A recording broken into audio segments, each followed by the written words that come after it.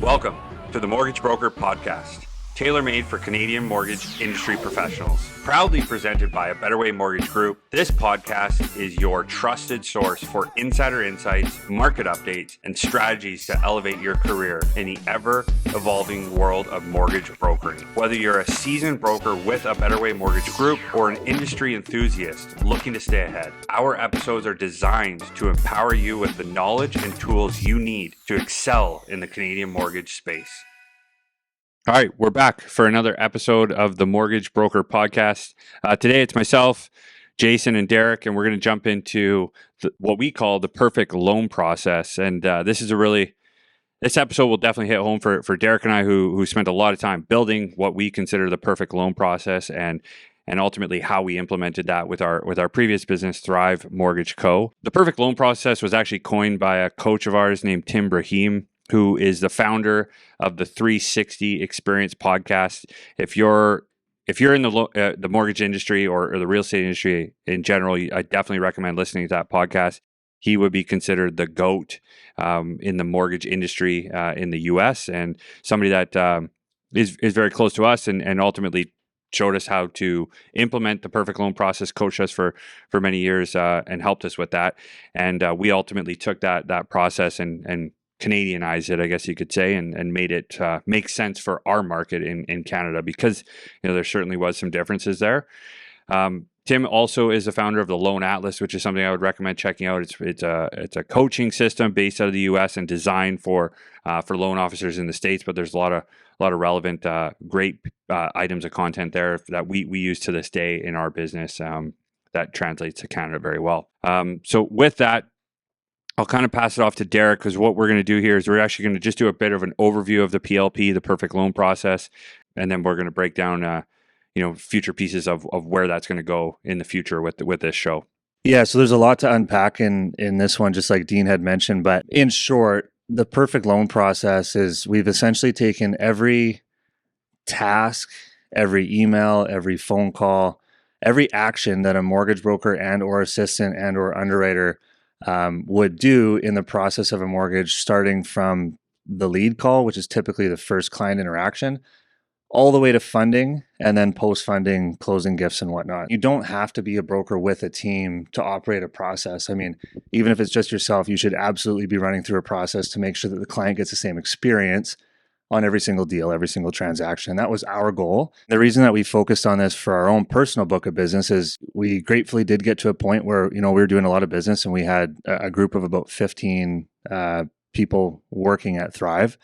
And the goal was, whether you came in and talked to Dean, myself, whoever, doesn't matter what underwriter, doesn't matter what associate mortgage advisor you work with, you get the same process, you get the same updates at the same time, you get the same templated emails, so that everyone, doesn't matter who you talk to, when they talk about a business, they talk about the service, they talk about the process, and it doesn't veer off of that, very often. So the way that we broke it down was essentially into 3 roles within the deal. Don't get me wrong, there is administration roles outside of this, with gifting and compliance and payroll and, database follow-up. But inside of the deal, we broke it into 3 different roles. So kind of the lead role, if you want to call it that, would be a mortgage advisor. Our goal with the mortgage advisor role was actually to get the mortgage advisor out of as much of the process as possible, so that their whole day was focused on lead calls, planning calls, and talking to referral partners. So the additional role is the associate mortgage advisor. Associate mortgage advisor would essentially, after the mortgage advisor took the lead call, the initial client introduction, that sales call, it's being passed off to the associate to send the application, follow up for the application. Once the application comes in, they're scrubbing it, making sure that the correct list of documentation has been requested. From there, they're following up with the client constantly to ensure documents come in a timely fashion. At that point, the file would actually be moved over to an underwriter. The underwriter, and again, the whole goal of this is to make sure that people are focusing on what they're good at, right? Trying to really centralize the tasks that someone's working on. So again, back to the mortgage advisor piece, they're just focusing on these sales related calls, right? Whether it's outbound or reactive lead calls, planning calls, and referral partner type phone calls.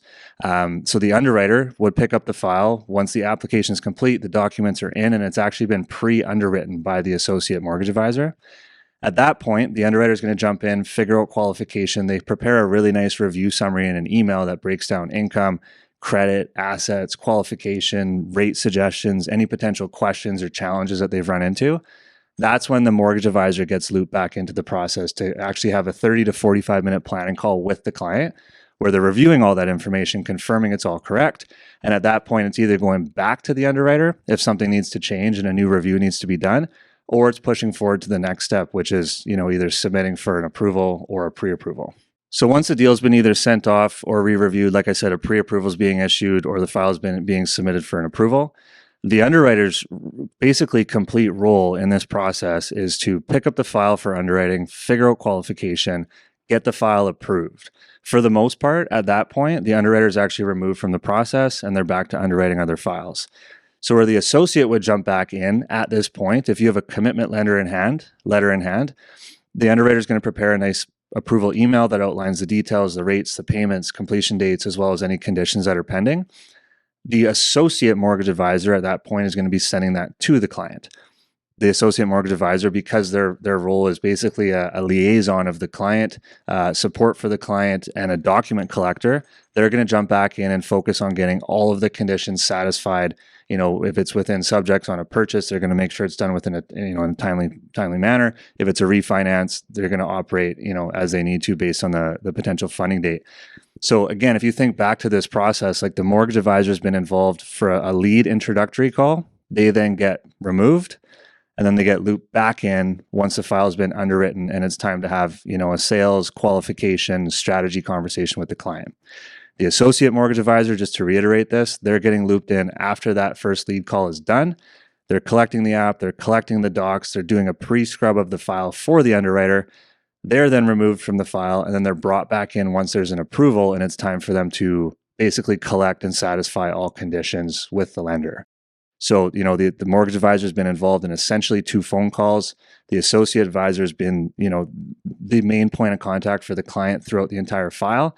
And the underwriter actually has had no communication with the client to limit the voices. We always thought it was a good idea to limit the communication to 2 voices with some really clear introductions and basically rollout lines, right? You want the client to know exactly who's doing what, or they end up going to the wrong person, which creates more confusion. So that's kind of high level. Obviously, inside of that, there's a lot of email templates, the CRMs, which I think Dean will touch on now. But the technology, the systems, the processes, the templates, like that's really what ties this all together in more detail.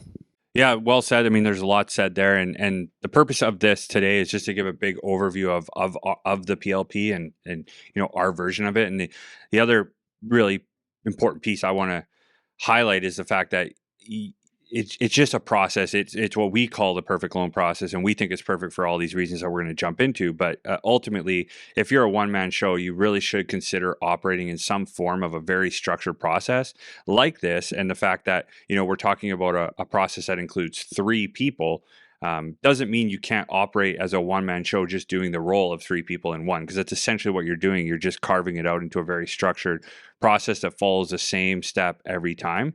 One of the things I wanted to highlight and is something that we got from Tim in going through this and implementing this ourselves is we all read a book called The Big Leap by Gay Hendricks, and the purpose of that book was really to understand we all operate in certain zones and certain tasks that we do, and the whole goal of this book was and this process is to operate in what you would consider your genius zone, and that's a zone where you're working on the activities that make you the most money, but also that you actually enjoy and get energy from doing. And so when you think of that process that Derek just outlined, as a mortgage broker, really your only role in that process is selling.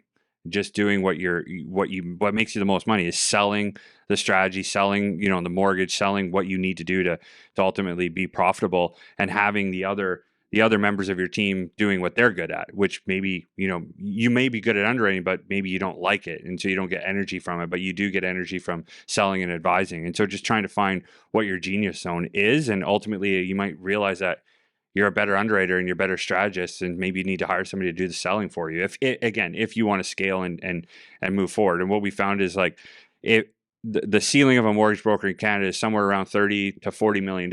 And without building a team and a process, you can't really scale beyond that. And so that just kind of comes back to the importance of a process and ensuring you have all those pieces in place. And I'll just touch on a couple of key factors to be successful, to ultimately have a successful perfect loan process. And number one is going to be clear role description. Like Derek gave you a high level of what those roles are doing, but you have to have a very, very clear role description for everyone. We built a master spreadsheet that tells everyone everything that's happening on a file. So everything that Derek just outlined is outlined in very, very fine detail on a master spreadsheet that not only is showing what was happening for each team member and the roles and the tasks and the responsibilities that are happening from stage to stage to stage throughout the journey, but what's happening in the CRM, and that goes into what that's ultimately very important to have is a CRM and understanding that all the tasks and the automation that come along with the process are being supported by a CRM. That all of those items are outlined on that spreadsheet as well. So, back to a CRM, we rely on it for so many things such as tasks and automation. But there always needs to be a backup of what's happening. And especially when you're having a process and team, even more so when you're training the team and onboarding people to work in this process, they need to have a reference point to go back to understand what's happening, especially from an automation standpoint, and knowing, okay, this email is going to go out to the client and the realtor at this point, as well as a text message. Well, that should be diarized somewhere. And that's the whole idea of this master spreadsheet, which the master spreadsheet is the PLP. That is the holy grail to what we're doing. So again, the CRM tasks and automation support that. And then probably one of the most crucial pieces to consistency with the client experience is scripts and email templates. So we have, probably maybe even, I don't know, hundreds of email templates, like definitely probably scratching the surface of 1,000 templates that may be used throughout a journey. And when and where to use them is outlined in that master spreadsheet. A lot of it is automated. A lot of it is done manually because there always has to be a level of human interaction in a process. You can only automate so much in this business because, as we all know, transactions go down different paths, timelines change. We all know what it's like to be a mortgage broker. It's never the same exact transaction, and for that matter, we need to know when to send emails, and some email templates work in other areas. And so again, that's all outlined on that master spreadsheet. And then just the importance of ensuring that those things are happening at the right time segues well into just some of the pitfalls of where the process breaks down. And maybe you can kind of jump in there. It's just probably a lot of it is repetitive, but there it's very clear. We've experienced this by building this. It's just very clear breakdowns in a process. Yeah, just before I go into that, I had a couple of thoughts as you were talking there. I mean, the three things that were the most important for me when we were building our process, number one was management of people, right? Like if you have people on your team, it's hard to manage and track what everyone's doing when there's so many different deals. If there is no process, like you really don't know where things are at.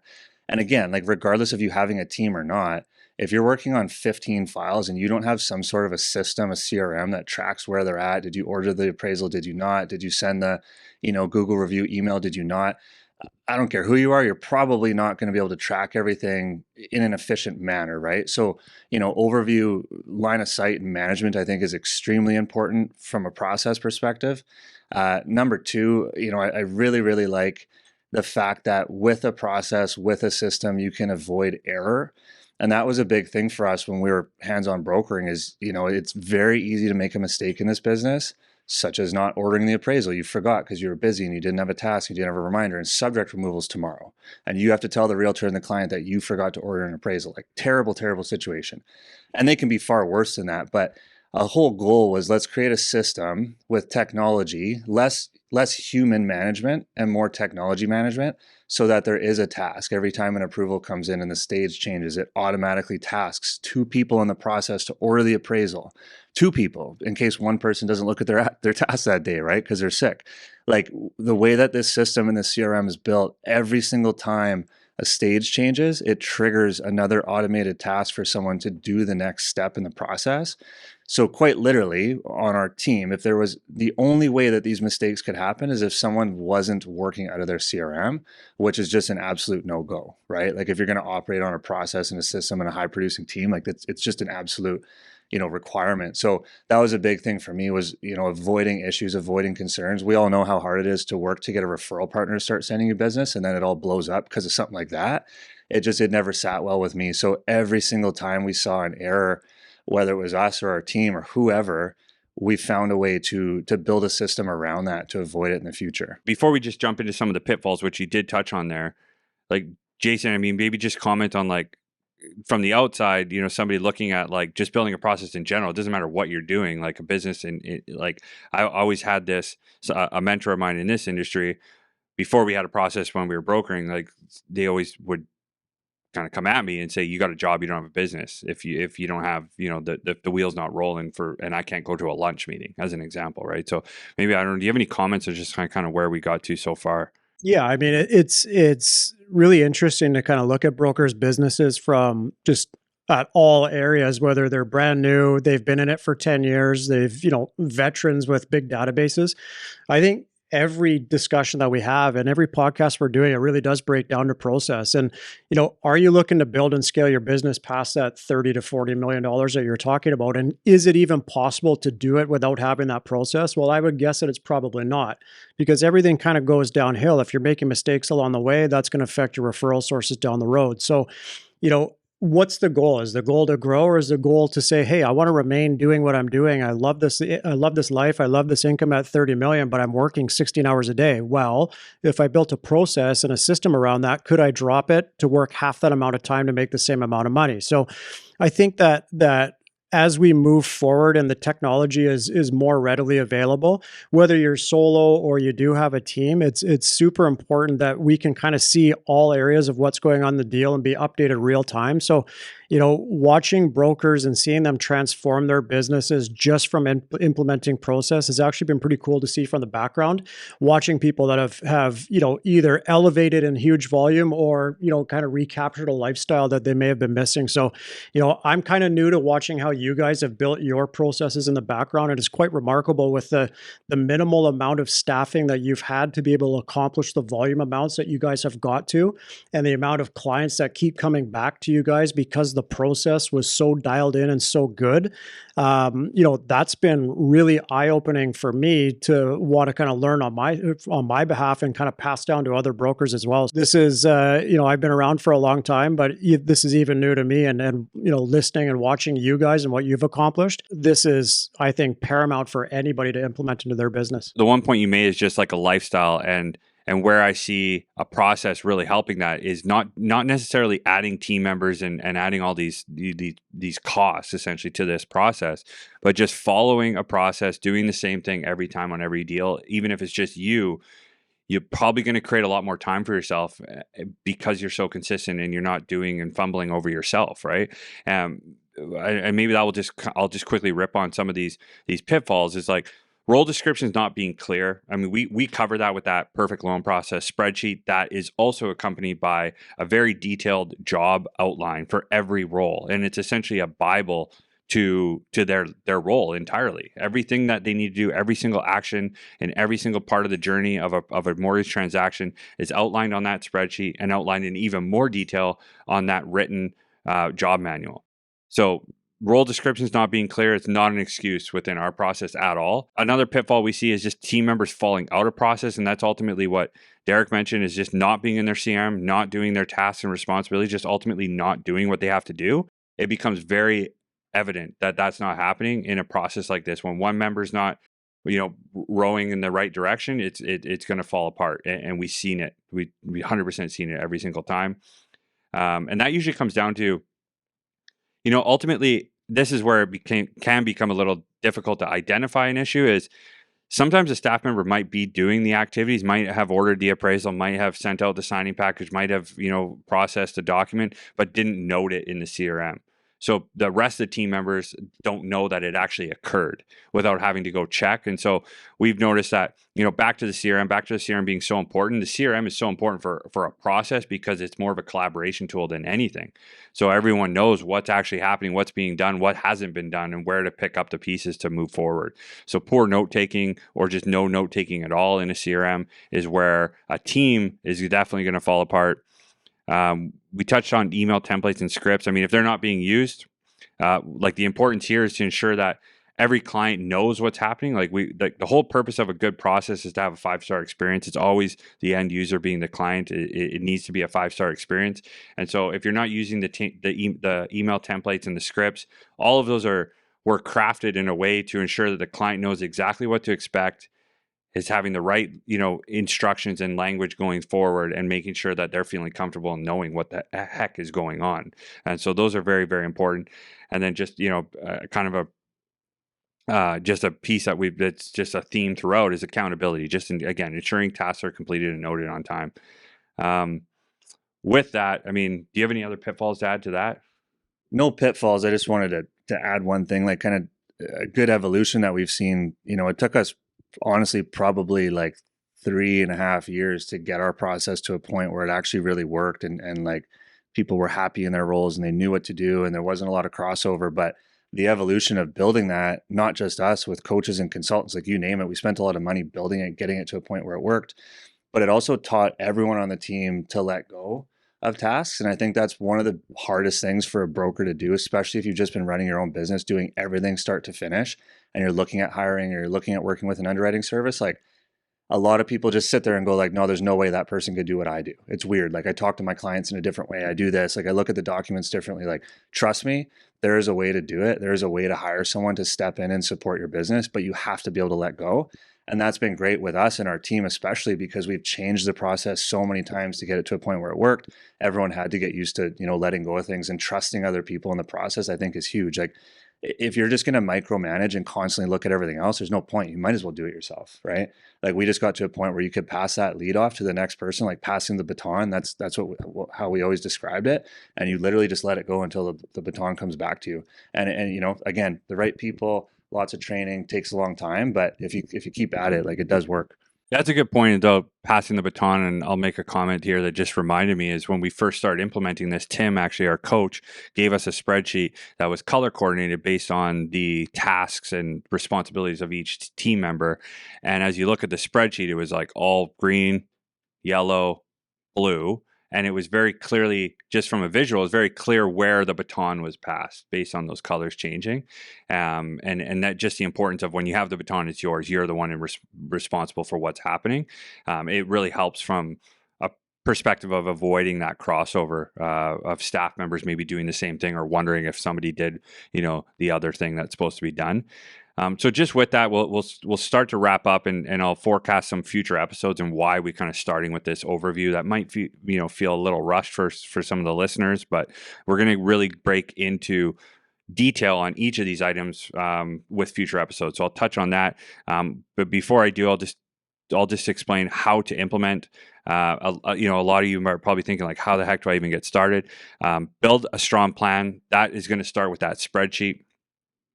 We can share a version of our spreadsheet that we have, which, again, it's just something to work off of. You don't have to build this exact process we built. You got to build what makes sense for you and your team structure currently. That can evolve, but you got to ensure that you have make sure you have that diarized and essentially a Bible to go back to and always an update as you make changes. You got to ensure you have a proper CRM set up and consider hiring a coach to implement this. We can definitely recommend coaches if there's somebody if this is something you want to do and you want to hire somebody to help you implement this. Definitely reach out. If you're a broker with a Better Way Mortgage Group and this is something you want to learn and work with us, like as owners, this is what we're here for. This is why we're doing this, and we want to help our brokers build these sorts of plans. So if this is something you want to do, we're all ears and happy to help you implement that. And just to go further, the future episodes and training. So what we're going to do is we're actually break down the perfect loan process in the following buckets. So lead, consultation, and intake. So we're going to start there. That will be its own training episode, essentially. Document process and review, and which will ultimately lead to the pre-review of files. That will be another episode. We're going to go into review stage and review summary and strategy. Then we'll go into planning session and strategy session, which involves the client. We'll go from live deal to approved, and then we'll wrap up with broker complete to funded. So we're going to really go through right from start, lead consultation, right to the very end of funded. That is how we're going to go forward with really getting into the nitty gritty of the perfect loan process. I will make a note that these are going to come out in sequential order based on how I set it and based on how the lead comes in the door ultimately to the end. But interviews and other episodes will drip in between. So we'll tag these episodes in the title PLP, so it's in reference to the PLP, and we'll number them as well. So just a tip there, if you are interested in this, there's a lot more to come. We're going to get a lot deeper on that. With that, anything for you guys to add on that? Just in regards to implementation, like just take it piece by piece. As Dean just laid out, like you could even just follow these podcasts, but if you want to do it quicker, just start at the beginning, right? Like just figure out that lead stage first, and then you figure out the follow-up stage, and you figure out, the document collection stage, and you figure out the review, and you just do it piece by piece. There's probably 10 or 15 different sections in that process, and you can chip away at it, and it all comes together slowly, but I would start now. Yeah, agreed. I was going to say, I think, everyone should have a process in their business, and process equals consistency. And, Dean and Derek, you guys have mentioned a few times about, clients having a 5-star experience. Well, what about the referral partners having a 5-star experience as well? If I'm a realtor or any other person that's referring a business, and I know exactly the process that my broker has built out, I know where the transaction is at all stages, that's going to give me a hell of a lot of confidence to continue to refer business and help you guys grow, because I know that my clients are taken care of and that they're running through a very consistent model. And to me, that's massive confidence from the referrer. And that's also a way that you guys are going to help grow and build the business as well. All right, so some listener interaction. Derek, will put you on the spot. What is the best way to stay consistent with marketing and avoid the roller coasters of being busy and slow?